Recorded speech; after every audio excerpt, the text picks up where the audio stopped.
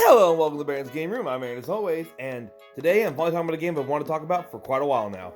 Today I'm talking about Paleo+Vet, made by our friends over at Absurdist Productions. Seriously, they don't make bad games, so check them out.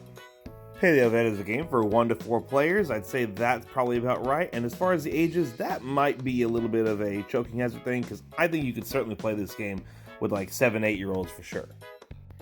In Paleo+Vet, you are playing as a Paleo+Vet. That is someone who is a veterinarian to dinosaurs. Yes, that's right, a veterinarian to dinosaurs.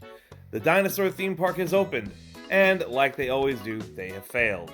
So now there's just an island full of resurrected dinosaurs running around.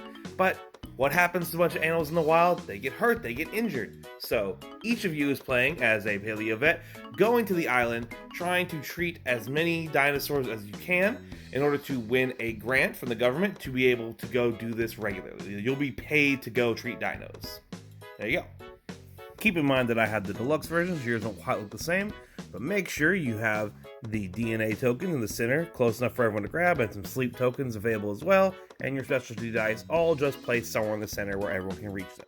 Give each player 1 DNA token and 4 regular dice.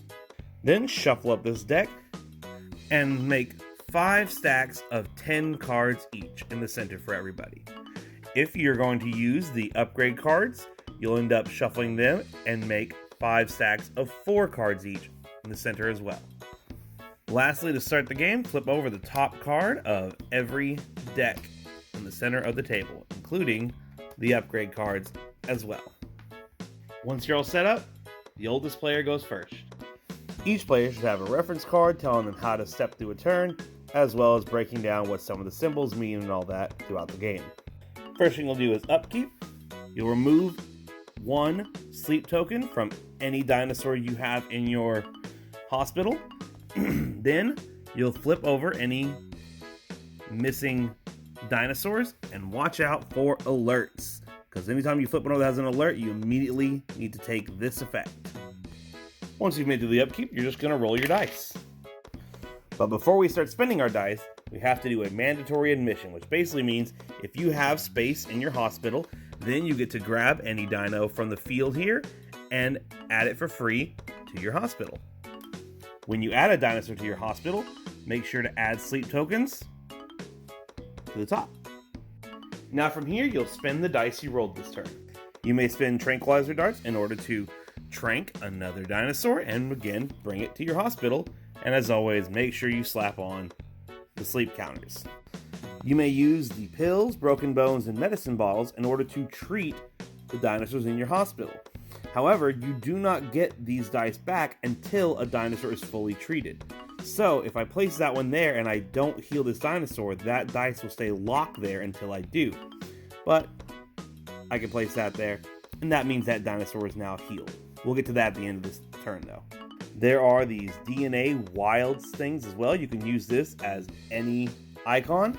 You can also use any DNA tokens you've collected in place of any icon as well.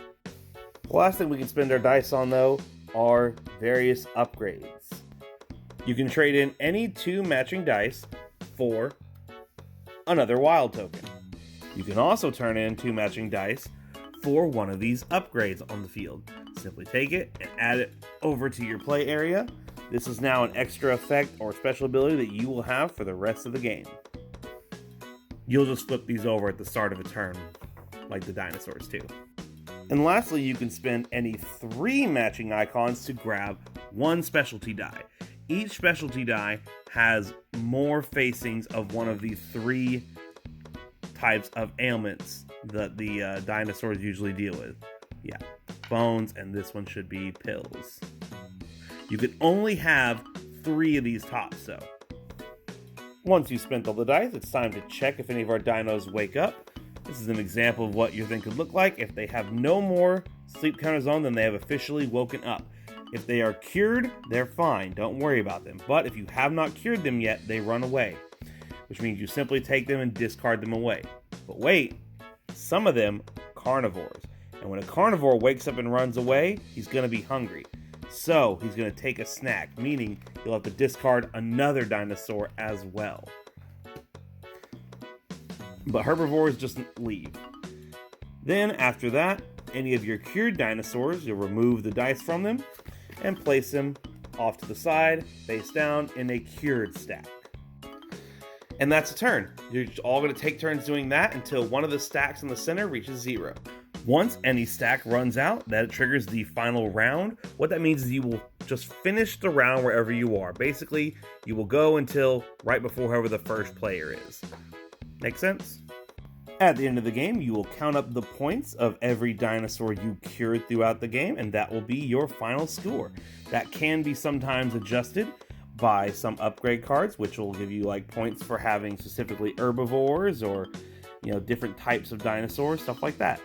Now, I do want to take a sec to talk about the art and presentation of this game. I love the aesthetic of everything looking like it's in manila folders and all that. I love the art that's so reminiscent of like every kind of book and poster I personally saw as a kid growing up about dinosaurs. This is exactly the kind of art I personally think of. They give you their actual names, including how to properly pronounce them.